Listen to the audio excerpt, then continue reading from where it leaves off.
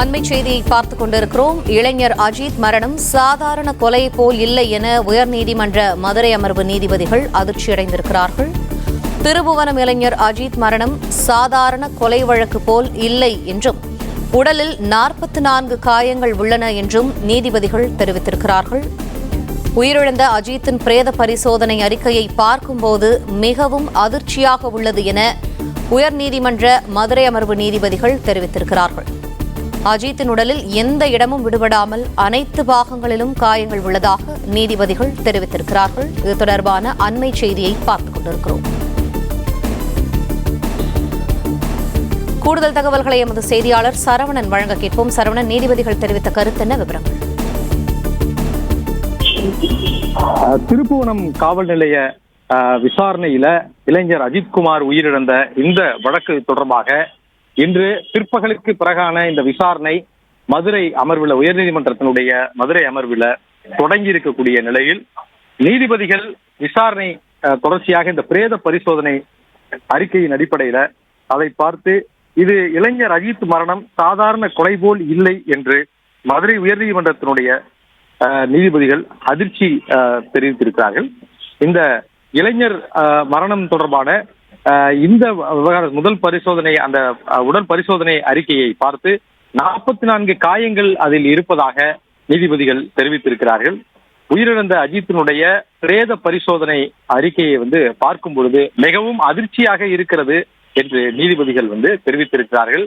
மதுரை ராஜாஜி அரசு மருத்துவமனையினுடைய முதல்வர் நேரடியாக நீதிமன்றத்திலே ஆஜராகியிருக்கிறார். இந்த பிரேத பரிசோதனை, இளைஞர் அஜித்குமாரினுடைய பிரேத பரிசோதனையும் நீதிமன்றத்திலே சமர்ப்பிக்கப்பட்டிருக்கிறது. பிரேத பரிசோதனை அறிக்கையை பார்த்து நீதிபதிகள் இது சாதாரண கொலை போல் தெரியவில்லை என்று நீதிபதிகள் கூறுகிறார்கள். அறிக்கையை பார்க்கும் பொழுது மிகவும் அதிர்ச்சியாக இருக்கிறது என்றும் நீதிபதிகள் தெரிவித்திருக்கிறார்கள்.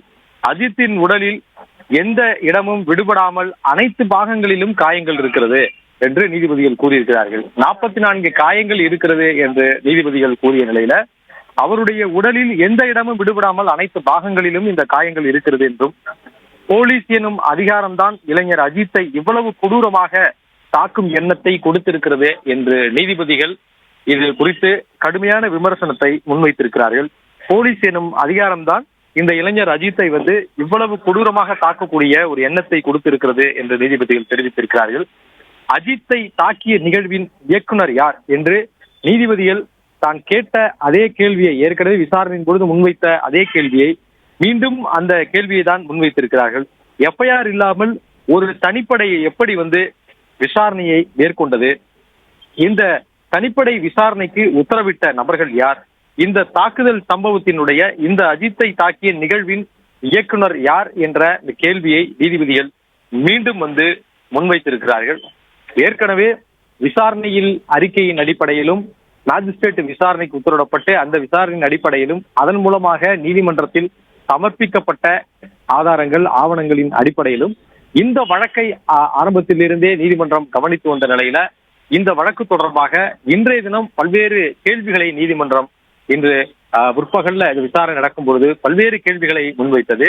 எஃப்ஐஆர் பதிவு செய்யப்படாமல் இந்த வழக்கை விசாரிக்க வேண்டிய அவசியம் என்ன? ஒரு சாதாரண நகை திருட்டு வழக்கிற்கு தனிப்படையை அனுப்பி விசாரிக்க வேண்டிய முக்கியத்துவம் என்ன? அந்த அழுத்தத்தை யார் கொடுத்தது? யாரை காப்பாற்றுவதற்காக இப்படி செயல்படுகிறீர்கள்? ஏன் இதில் உண்மையை மறைக்க பார்க்கிறீர்கள் என்று பல்வேறு கேள்விகளை நீதிபதிகள் முன்வைத்து கேட்டார்கள். அதன் தொடர்ச்சியாகத்தான் இந்த நீதிமன்றத்திலே இந்த இளைஞர் அஜித் அதாவது குற்ற நிகழ்விடமாக கூறப்படக்கூடிய அந்த மடப்புறம் பத்ரகாளி அம்மன் கோயில் கோசாலையிலேயே வைத்து தாக்கப்பட்ட அந்த வீடியோ சமர்ப்பிக்கப்பட்டது. அந்த வீடியோவை பார்த்த நீதிபதிகள் தான் பிறகு இந்த வீடியோவை பதிவு செய்த அந்த நபரை நீதிமன்றத்திலே ஆஜராக வேண்டும் என்று உத்தரவிட்டார்கள். அந்த கோயிலினுடைய செயலதிகாரியும் உதவி ஆணையர், அறநிலையத்துறையினுடைய உதவி ஆணையரும் நேரில் ஆஜராக வேண்டும் என்று உத்தரவிட்டிருக்கிறார்கள். மேலும் இந்த பிரேத பரிசோதனை அறிக்கையிலே என்ன சொல்லப்பட்டிருக்கிறது, அதில் கூறக்கூடிய தகவல்கள் என்ன, மருத்துவர்கள் சொல்லக்கூடிய தகவல்கள் என்ன என்பதை உண்மையை தெரிந்து கொள்வதற்காக தான் நேரடியாக ராஜாஜி மருத்துவமனையினுடைய முதல்வரை நேரடியாக ஆஜராக வேண்டும் என்று உத்தரவிட்டிருந்தார்கள். அதன் அடிப்படையில ராஜாஜி அரசு மருத்துவமனையினுடைய முதல்வர் அருள் சுந்தரேஷ்குமாரும் நேரடியாக ஆஜராயிருக்கிறார். அப்பொழுது அஜித்குமார், இளைஞர் அஜித்குமாரனுடைய பிரேத பரிசோதனை அறிக்கையும் இங்கு சமர்ப்பிக்கப்பட்டிருக்கிறது. அந்த அறிக்கையை முழுமையாக பார்த்த நீதிபதிகள் இவ்வாறு தெரிவித்திருக்கிறார்கள். இந்த இளைஞர் அஜித்தினுடைய மரணம் ஒரு சாதாரண கொலை போல இல்லை. 44 இடங்கள்ல உடல் முழுவதும் காயங்கள் இருக்கிறது.